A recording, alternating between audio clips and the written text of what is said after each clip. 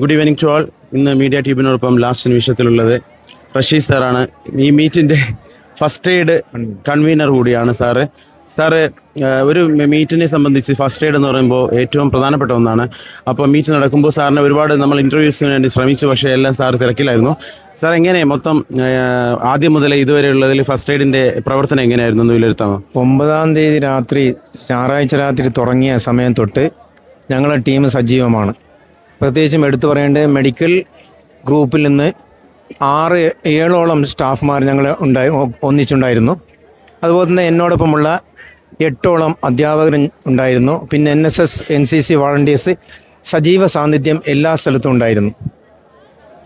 പിന്നെ ഭാഗ്യത്തിന് വലിയ പ്രശ്നമൊന്നുമില്ലാതെ, കുട്ടികൾക്ക് ബുദ്ധിമുട്ടുകളൊന്നും ഇല്ലാതെ ഈ ഇവൻസിന് അവസാനിക്കാൻ സാധിച്ചു. അതിൽ പുറമെ എല്ലാ അധ്യാപകരുടെയും, പ്രത്യേകിച്ചും വിവിധ ദ്വീപുകളിൽ നിന്നെത്തിയ ടീം മാനേജേഴ്സ്, അതുപോലെ തന്നെ അവരുടെ കൂടെയുള്ള സഹപ്രവർത്തകർ, പിന്നെ കുട്ടികൾ, പ്രത്യേകിച്ചും കുട്ടികൾ ഞങ്ങളോട് ഒരുപാട് സഹകരിച്ചിട്ടുണ്ട്.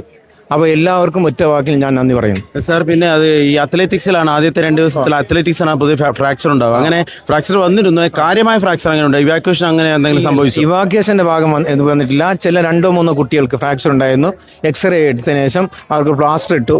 അത് ഒരാഴ്ചത്തെ വിശ്രമത്തിനായിട്ട് അവരോട് ഡോക്ടർ പ്രത്യേകം പറഞ്ഞിട്ടുണ്ട്, ഒരാഴ്ച റെസ്റ്റ് എടുക്കണമെന്ന്. പിന്നെ ഈ മെഡിക്കൽ ഡോക്ടറും മെഡിക്കൽ ഇൻചാർജും അതുപോലെ മെഡിക്കൽ സ്റ്റാഫിൻ്റെ സപ്പോർട്ട് എങ്ങനെയായിരുന്നു?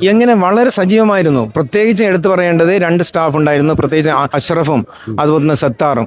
അവർ രാവിലെ 6:30 ഞങ്ങൾ ഗ്രൗണ്ടിൽ എത്തുമ്പോൾ നമ്മുടെ മെഡിക്കൽ കിറ്റുമായിട്ട് അവർ ഞങ്ങളെ കാത്തിരുന്നിരുന്നു. അതുപോലെ തന്നെ രാത്രി 11 മണി 11:30 വരെ ഞങ്ങളോടൊപ്പം സജീവ സാന്നിധ്യമായിരുന്നു.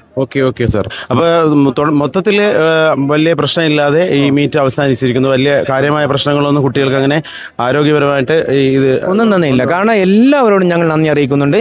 പ്രത്യേകിച്ചും വന്ന കുട്ടികൾക്ക് ഒരു പ്രശ്നമില്ലായിരുന്നു. എല്ലാവർക്കും ഒരു ബുദ്ധിമുട്ടൊന്നും കൂടാതെ പിന്നെ ഈശ്വരാധീനം കൊണ്ട്, പടച്ചവൻ്റെ സഹായം കൊണ്ട് എല്ലാവരും പരിസമാപിച്ചു വന്നു.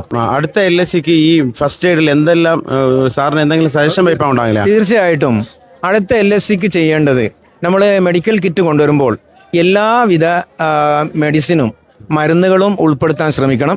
അതുപോലെ തന്നെ പെട്ടെന്ന് ഫ്രാക്ചർ ആകുമ്പോൾ പെട്ടെന്ന് ഏതെങ്കിലും കുട്ടികൾക്ക് ഈ പ്രശ്നം ഉണ്ടാകുമ്പോൾ മൂവ് പോലുള്ള സ്പ്രേ പോലുള്ളത് അടിച്ചു കൊടുക്കാനും, പിന്നെ അതുപോലെ തന്നെ നമ്മുടെ ഐസ് പാക്ക് ചുരുങ്ങിയത് ഒരു 50 പാക്ക് ഐസ് പാക്കെങ്കിലും കരുതാനുള്ള ഒരു മുൻകരുതൽ ഉണ്ടാവണം. പിന്നെ ഞാനൊരു സജഷൻ പറഞ്ഞിട്ട്, എനിക്ക് തോന്നുന്നു ഒരു മെഡിക്കൽ ഓഫീസറെ കവരത്തിൽ നിന്ന് LSC നടക്കുന്ന ഈ 10 ദിവസം വിട്ടു കഴിഞ്ഞാൽ എങ്ങനെ ഉണ്ടാവും? തീർച്ചയായിട്ടും അദ്ദേഹത്തിന്റെ സാന്നിധ്യം നമുക്ക് ഒരു ആരോഗ്യകരമായിട്ടുള്ള ഒരു സംവിധാനം ഉണ്ടാക്കിത്തരും.